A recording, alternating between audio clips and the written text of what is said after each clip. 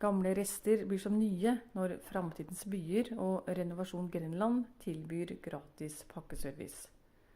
Aviser, gamle magasiner, plakater, hyssing og knapper løsningen.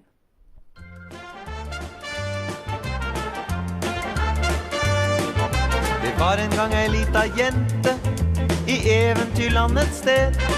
Ja, du husker vel lille Tornerose som ble forhekset av den onde fe.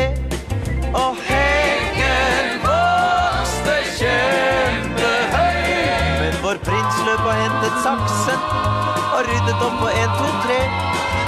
Klippe, klippe, klippe, klippe